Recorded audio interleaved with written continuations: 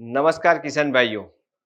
आज फिर से हम आपके सामने प्रस्तुत हैं। बहुत सारे किसान भाइयों की कमेंट आई है और मेरे ही वीडियो में मैंने बताया था फर्टिलाइजर मिक्सिंग वाली बात। उसमें कई सारे किसान भाइयों ने प्रश्न पूछे थे, हमने जवाब भी दिए हैं। लेकिन अभी मॉनसून शुरू हुआ है, खरीफ की सीजन शुरू हुई है। हिंदुस्तान के लगभग सभी खेतों में कुछ न कुछ फसल की बिजाई होगी। सबसे ज्यादा धान लगेगा, उसके बाद में कपास वगैरह लगेगा, कहीं पे अरहर, कहीं पे मूंग, कहीं पे कैस्टर, तो कहीं पे और फसल लगेगी। लेकिन हर एक खेत में आज फसल होगी, कल फसल होगी, एक महीने में तो जरूर होगी कुछ ना कुछ। और सभी किसान भाई को फर्टिलाइजर उर्वरक जमीन में डालने की आवश्यकता रहेगी। तो कई किसान भाई उसमें कंफ्यूज रहते हैं कि कौन सा फर्टिलाइजर किसके साथ डालें और कौन सा फर्टिलाइजर किसके साथ ना डालें। तो ये कंफ्यूजन को दूर करने के लिए हम टोटली वैज्ञानिक आधार पे आज हम बताने जा रहे हैं कि कौन सा फर्टिलाइजर किसके साथ मिक्स करे या नहीं और क्यों, उसका वैज्ञानिक आधार पे समझाएंगे। तो आप पहले नंबर पे अगर आज तक हमारी चैनल को सब्सक्राइब नहीं किया है तो पहले सब्सक्राइब करें, बेल आइकॉन पे दबा दे, यानी आपको जब भी हमारा नया वीडियो आएगा तो आपको इंफॉर्मेशन, आपको नोटिफिकेशन आ जाएगा। और आप अंत में इसको जरूर लाइक करें, अपने दोस्तों के साथ शेयर करें और आपको पसंद ना आए तो भी कमेंट करें, पसंद आए तो भी कमेंट करें। तो हम शुरुआत करते हैं। हमारे पास जो फर्टिलाइजर हर एक हिंदुस्तानी किसान के पास अवेलेबल है, एक है डीएपी, एक है पोटास, एक है यूरिया। तो ये तीन मुख्य फर्टिलाइजर है। कुछ सीजन के आधार पे, कुछ विस्तार के आधार पे, कुछ कभी कभी इंपोर्ट एक्सपोर्ट की को नीतियां होती है उसके आधार पे प्लस माइनस रहता है।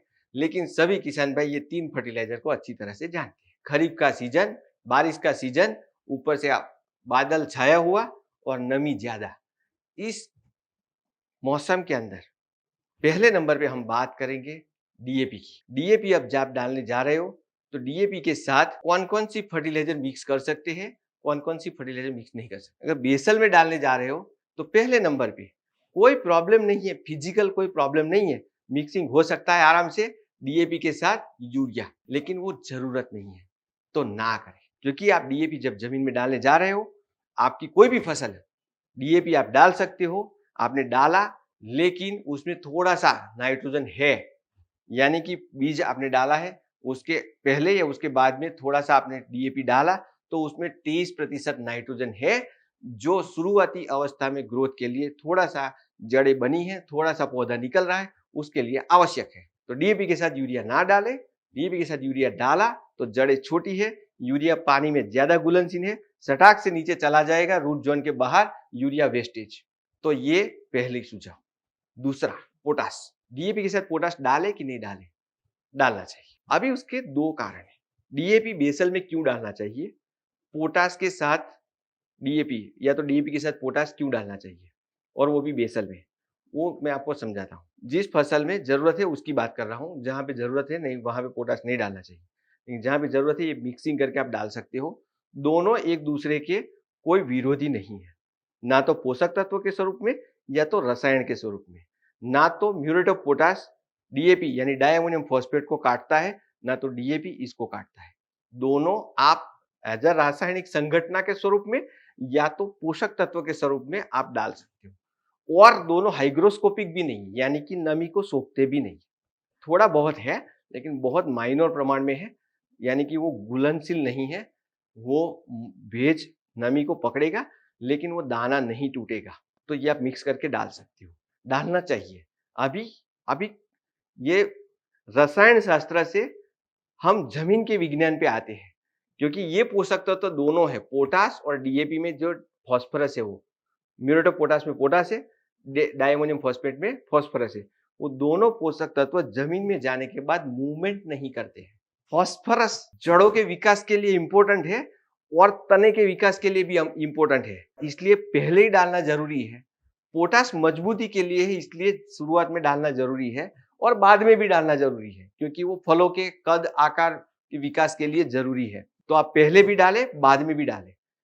क्यों? क्योंकि पहले डालने से वो मूवमेंट धीरे धीरे करता है, बहुत स्लो मूवमेंट है।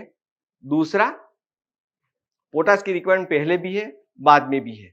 डीएपी के साथ डाल सकते हो क्योंकि एक दूसरे के पूरक तो नहीं है, लेकिन एक दूसरे को काटते भी नहीं है।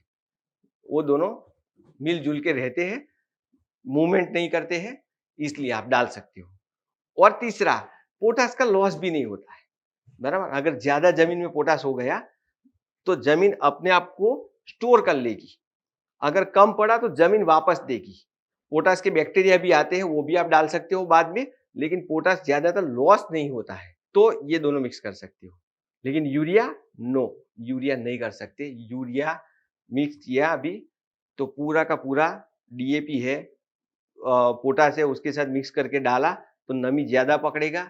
यूरिया की अभी जरूरत नहीं है, नाइट्रोजन की अभी इतनी जरूरत नहीं है, बारिश भी वैसे हो रही है, जमीन में नमी है, और वो लॉस हो जाएगा, इतनी जरूरत नहीं है, तो एक्स्ट्रा जाएगा, आपका पैसा वेस्ट होगा, ऊपर से वो डालने का जो मिक्सचर है ना उसको भी बिगाड़ेगा। बहुत आपको ऐसा लगता है कि 20-25 दिन की फसल हो गई, यूरिया डालना है, पहले डीएपी डालना छोड़ दिया है हमने, चूक गए हैं कोई कोई वजह से, कोई रीजन से, तो अभी आप डाल सकते हो, लेकिन कम यूरिया डालो। मानो कि 1 बैग डीएपी की डालते हो तो 10 से 15 किलो यूरिया डालो, उससे ज्यादा नहीं डालो। और उसके साथ में सल्फर डालो, सल्फर डालने से सल्फर यूरिया डीएपी डाल सकते हो, पोटास के साथ भी डाल सकते हो। अभी आते हैं एक जो नहीं करने का काम है, सिंगल सुपर फॉस्फेट के साथ आप यूरिया नहीं डाल सकते। सिंगल सुपर फॉस्फेट है ना, आप मिक्सिंग करोगे यूरिया के साथ, पाउडर है दोनों या दानेदार है, मिक्सिंग हो जाएगा। सिंगल सुपर फॉस्फेट पाउडर भी आता है, दानेदार भी आता है। मानो कि आपके पास दानेदार है और यूरिया भी दानेदार है, दोनों मिक्स किया, जब तक मिक्स करोगे तब तक आपको सही लगेगा। जैसे ही मिक्स करके बाहर निकले, आपका मजदूर डालने गया, तो ऐसे पाउडर या दाना नहीं रहेगा, वो सीधा लड्डू बन के गिरेगा नीचे, वो जम जाता है। यूरिया भी नमी सोखता है, सिंगल सुपर फॉस्फेट भी नमी सोखता है, लेकिन यूरिया के साथ कभी भी सिंगल सुपर फॉस्फेट मत मिलाओ, या तो उल्टा, पहले सिंगल सुपर फॉस्फेट डाल दो, बाद में यूरिया डाल दो। Same to same sugarcane के जो किसान है अभी ग्रोथ, डेवलपमेंट, ग्रीनरी के लिए यूरिया के साथ मैग्नीशियम सल्फेट डालते हैं, सेम प्रॉब्लम है। इसमें न्यूट्रिएंट लॉस का या ऐसा कोई प्रॉब्लम नहीं है, लेकिन यूरिया के साथ अगर मैग्नीशियम सल्फेट मिक्स किया तो दोनों हाइग्रोस्कोपिक नेचर है, वातावरण में नमी है, तो ये प्रॉब्लम होने की संभावना है। अभी ये नहीं करने की चीजें बताई, क्या करना चाहिए वो बताता हूं। हमेशा डीएपी और पोटास लो, उसके साथ सल्फर का प्रयोग करो, वो अच्छा है। डीएपी पोटास आप जब बेसल डोज में डालने जा रहे हो, मतलब प्रैक्टिकली बीज की बुआई से पहले डालने जा रहे हो, तो जमीन से, मतलब यहाँ पे बीज होने वाला है तो डीएपी इतने आना चाहिए, 2.5 से 3 इंच नीचे आना चाहिए। अगर आप सीड ड्रिल से कर रहे हो तो ये परफेक्टली होगा, सीड ड्रिल से नहीं हो रहा है तो आप मैनेज करना सीखो। इससे क्या होगा, बीज जैसे ही जर्मिनेशन होगा सीधी जड़ें उसके पास जाएगी। दूसरा, किचन में बहुत सारा मिक्सिंग करते हैं। कभी कभी मैंने तो देखा है कि भाई ये तो हमने सल्फर भी डाल दिया, ये तो कुछ ऑर्गेनिक मिलता था वो भी डाल दिया, कोई तीसरा बोलता है कि ये भी डाल दिया वो भी डाल दिया, ऐसा करते करते करते करते करते 6-7 चीजें मिला लेते हैं, पूरा खिचड़ी बना लेते हैं। वो बनाने से पहले आप हमें वीडियो में कमेंट डाल के बताओ, एग्रोस्टार की एप्लीकेशन से पूछो कि ये सब चीजें मिक्स हो सकती है या नहीं हो सकती। कभी हो सकती है, कभी नहीं भी हो सकती, इसलिए मैं आपको मना भी नहीं करूंगा और यस भी नहीं बोलूंगा, बराबर। यस और नो में ये जवाब नहीं होता, क्या क्या चीजें हैं उसके आधार पे पता चल सकता है। अभी उससे थोड़ा आगे बढ़ते हैं कि जब आपकी फसल थोड़ी सी जर्मिनेशन से लेके फूटान के बीच में है, या तो डालियां फूट रही है या तो फ्लावरिंग आ रहा है, तो एक तो ग्रोथ के फेज में है, फ्लावरिंग नहीं आया है, उसके बीच में ज्यादातर किसान भाई यूरिया का प्रयोग करते हैं। मेरी एक दरख्वास्त है आपसे कि अगर आप धान जैसी फसल है तो उसमें एमोनियम सल्फेट का प्रयोग कीजिए, और अगर आपकी यूरिया का प्रयोग करना चाहते हैं, कई किसान भाई यूरिया का प्रयोग करते हैं, तो उसके साथ सल्फर डाल दीजिए। या तो इवन कपास की फसल है या तो अरंडी की फसल है, आपको अगर उस टाइम पे यूरिया डालने की जरूरत पड़े तो सल्फर के साथ डालिए। तो सल्फर के साथ डालने से क्या होगा, यूरिया पे कोटिंग हो जाएगा, तो थोड़ा स्लो रिलीजिंग मोड में आ जाएगा यूरिया। या तो उल्टा कीजिए, ऑर्गेनिक के साथ डालिए, जैसे कि भूमिका है, भूमिका के साथ मिक्स करके डाल सकते हैं, तो ये मिक्स हो सकता है, ये कर सकते हैं। तीसरा बहुत इंपॉर्टेंट है कि अगर आपको उस टाइम में मैग्नीशियम सल्फेट डालना है, बराबर, तो आप यूरिया के साथ नहीं डाल सकते, आप पोटास के साथ डाल सकते हो। कई किसान भाई अभी इस सीजन में कैल्शियम वाला खाद डालते हैं, जैसे सिंगल सुपर फॉस्फेट, और दूसरा कैल्शियम नाइट्रेट भी कभी कभी डाल देते हैं। तो कैल्शियम नाइट्रेट को, कैल्शियम वाले खाद को फॉस्फोरस के साथ और मैग्नीशियम के साथ नहीं डालना चाहिए। वो 2-3 कारण है। कैल्शियम मैग्नीशियम साथ में डाला तो कैल्शियम नाइट्रेट है और मैग्नीशियम सल्फेट है, तो वो दोनों मिक्स करने से क्या होगा, कैल्शियम सल्फेट के साथ रिएक्शन करेगा। कैल्शियम जैसे ही सल्फेट के साथ रिएक्शन करता है वो नाइट्रोजन तो ले लेगा, कैल्शियम नाइट्रेट का नाइट्रोजन तो पौधा ले लेगा, मैग्नीशियम सल्फेट का मैग्नीशियम पौधा ले लेगा, लेकिन मैग्नीशियम सल्फेट का सल्फेट और कैल्शियम नाइट्रेट का कैल्शियम वो दोनों मिक्स करके जिप्सम बन जाएगा और जमीन में छोटा सा मतलब लेयर बना देगा, दूसरे पोषक तत्व अवेलेबल नहीं होंगे। मानो कि आपने दोनों अवेलेबल फॉर्म में डाला है, जैसे कि सिंगल सुपर फॉस्फेट के स्वरूप में डाला है और मैग्नीशियम सल्फेट के स्वरूप में डाला है। तो सिंगल सुपर फॉस्फेट में होता है कैल्शियम सल्फर बराबर और फॉस्फोरस बराबर। तो ये तीनों होने के कारण वो स्लो रिलीजिंग है, साथ में मैग्नीशियम भी डाल दिया। तो अभी जमीन में जाके ना जड़ के पास जाने के, जड़ के पास ये कैल्शियम भी आया और मैग्नीशियम भी आया। तो कैल्शियम का अणु है ना बड़ा है, तो कैल्शियम मैग्नीशियम को रोकेगा अंदर जाने से बराबर। कैल्शियम पहले जाएगा, या तो दोनों में कंपटीशन होगी। मैं आपको एक वैज्ञानिक बात जो है वो आसान भाषा में समझ में आए इसलिए बता रहा हूं कि ये दोनों एक दूसरे को रोकेगी। तो आप पहले कैल्शियम डाल दीजिए, 15 दिन के बाद मैग्नीशियम डालिए, ये दोनों मिक्स नहीं कर सकते आप। और अभी बहुत बड़ा प्रश्न है, बहुत लोगों ने हमारे वीडियो में भी क्वेश्चन मार्क डाला है, मैं अभी उसका बहुत लंबा आंसर देने जा रहा हूं, अभी आप बने रहना, नहीं तो कंफ्यूजन होगी। फास्फोरस के साथ जिंक नहीं डाल सकते, ये मेरा भी स्टेटमेंट है और ये सही है। लेकिन कौन सी शर्त में आप डाल सकते हो, कौन सी शर्त में आप नहीं डाल सकते, या तो आपको डालने की मजबूरी है, आपको बार बार मजदूर नहीं मिलते, आप सब कुछ साथ में लेके आते हो, एक डाला 4 दिन के बाद दूसरा डालना, 4 दिन के बाद तीसरा डालना है, वो पॉसिबल नहीं है। और धान जैसी फसल में तो बिल्कुल नहीं। आपके पास ड्रिप नहीं है तो ड्रिप में आप अलग अलग दिन पे अलग अलग जाने दो। इसलिए मैं आपको शर्त के साथ समझा रहा हूं। फास्फोरस के साथ जिंक नहीं डाल सकते, यस नहीं डाल सकते, लेकिन कब डाल सकते हो वो मैं बताने जा रहा हूं। पहले नंबर में कब नहीं डाल सकते, आपको सिंगल सुपर फॉस्फेट है तो उसके साथ आप जिंक सल्फेट का प्रयोग नहीं कर सकते, जिंक मोनो का भी प्रयोग नहीं कर सकते। 101% रोक दीजिए आप। जिंक का एफिनिटी है रिएक्शन करने का, वो फॉस्फेट के प्रति तब ज्यादा हो जाता है जब ट्रायल फॉर्म में होता है, मतलब ट्राई कैल्शियम फॉस्फेट है बराबर। Calcium phosphate single super phosphate है, वो ट्राई कैल्शियम फॉस्फेट फॉर्मेट में है, इसलिए फॉस्फेट का एक मोलिक्यूल 3 को अट्रैक्ट करता है बराबर। ट्राई कैल्शियम फॉस्फेट फॉर्म में है, उसमें सल्फ्यूरिक एसिड भी है बराबर, फ्री एसिड भी है, कैल्शियम सल्फेट भी है बराबर, फॉस्फेट भी है बराबर। और उसके साथ अगर आप जिंक देने गए बराबर तो जिंक का रिएक्शन हो जाएगा, फास्फोरस को भी फिक्स कर देगा, जिंक को भी फिक्स कर देगा, तो वो नहीं करना है। डीएपी के साथ दे सकते हो यस, लेकिन उसमें दोष है, अगर आपकी जमीन में पीएच ज्यादा है तो डीएपी के साथ नहीं देना है।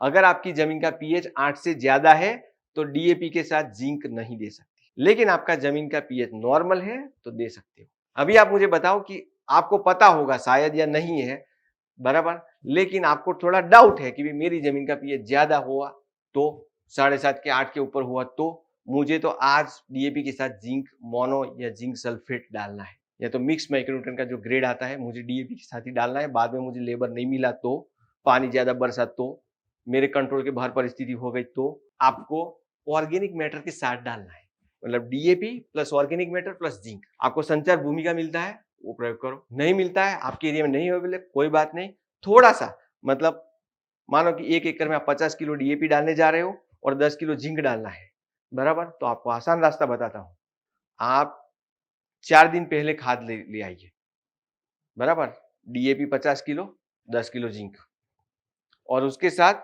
50 किलो नीम की खली या तो अरंडी की खली या तो सरसों की खली लेके आइए। जिंक है वो डाल दीजिए आप नीम की खली में या तो सरसों की खली में, डालने के बाद मिक्स करिए, 2-3 दिन रहने दीजिए, फिर मिक्स करके डाल दीजिए बराबर। तो ऑर्गेनिक एसिड के कारण डीएपी का जो फास्फोरस होता है ये जिंक के साथ रिएक्शन नहीं करेगा, वो रोकेगा, वो चिलेशन हो जाएगा। या तो फिर लास्ट उपाय है डीएपी के साथ जिंक डालना ही डालना है तो चिलेटेड फॉर्म में चाहिए, तो ये तरीका है। डीएपी के फास्फोरस के साथ जिंक आप डाल सकते हो, तो शरत के साथ मैंने सब समझाया। ट्राई कैल्शियम फॉस्फेट के साथ नहीं डाल सकते। ड्रिप वाले भी ख्याल रखें, 05234 1261 1340 13 के साथ जिंक सल्फेट या जिंक मोनो आप नहीं डाल सकते बराबर, आपको राह देखनी पड़ेगी, 3-4 दिन की गैप देनी पड़ेगी। अगर चिलेटेड है आप डाल सकते हैं, डालिए, 12%, 14%, 17% कोई भी है, डाल सकते हैं। ओके, तो ये फास्फोरस और जिंक का मैटर है। एक और कई किसान भाई का ऐसा मानना है, ये बहुत ही इंपॉर्टेंट है, इसलिए मैं आपको बताने जा रहा हूँ। कई किसान भाई घर पे काम करते हैं, ऐसा बोलते हैं कि वो सादा वाला गवर्नमेंट का muriate of potash, Lal potash लेके आते हैं, फिर उसमें बोलते हैं कि भाई सल्फ्यूरिक एसिड डाल दो, तो सल्फ्यूरिक एसिड का सल्फेट और ये पोटाश, पोटेशियम सल्फेट बन जाएगा। ऐसा नहीं होता, बराबर। उसके लिए रिएक्टर चाहिए, रिएक्टर में बनता है, बराबर। केमिस्ट्री है ये, रासायनिक जो विघटन करना है आपको और फिर मिलाना है, उसके लिए एक रिएक्टर चाहिए, उसको केमिकल रिएक्टर बोलते हैं। उसके लिए कुछ शर्तें हैं अंदर, टेम्परेचर और प्रेशर की, वो लानी पड़ती है, तब जाके ये रिएक्शन होता है, वो ऐसे नहीं होता है। तो कोई घर पे ऐसा प्रयोग मत कीजिए, सादा पोटाश में हमने तो सल्फ्यूरिक डाल दिया और फिर वो ड्रिप में चढ़ा दिया, ऐसा मत कीजिए, वो खतरनाक है, बराबर। इससे बचिए। कई लोग सल्फ्यूरिक एसिड के साथ खेलते हैं, वो ऐसा खेल नहीं करना चाहिए। और सादा पोटाश मतलब म्यूरेट ऑफ पोटाश के अंदर सल्फ्यूरिक डाल देते हैं, कोई मेजरमेंट नहीं होता, फिर हाथ से डालने गए तो हाथ जल सकता है, तो ये मत कीजिए, ये अच्छी बात नहीं है। हाँ, सल्फ्यूरिक एसिड ड्रिप में देने के लिए लाए हैं आप, तो 200, 500, 1 किलो तक आप ड्रिप में दे दो, बराबर। सेफ्टी से हैंड ग्लोव्स वगैरह प्रयोग, रबर के ग्लोव्स प्रयोग करो, बराबर। और उसमें ड्रिप में भी जो मेजरमेंट है, उसकी कोई पद्धति है, वो पद्धति मेथोडोलॉजी का प्रयोग करके आप कर सकते हो, लेकिन ये वाली चीज को आप रोकिए, आप ऐसा नहीं करना चाहिए। तो यहाँ पे हम अपनी बात क्लोज करने जा रहे हैं। अभी मॉनसून के लिए ही मैंने बात की है, लेकिन कहीं ना कहीं में अगर मैं यहाँ से चूक गया हूँ कि मैंने कोई ये फर्टिलाइजर की बात नहीं की, ये पोषक तत्व की बात नहीं की, तो आप कमेंट में डालिए, हम आपको जरूर जवाब देने का ट्राई करेंगे। खूब खूब धन्यवाद। Thank you very much.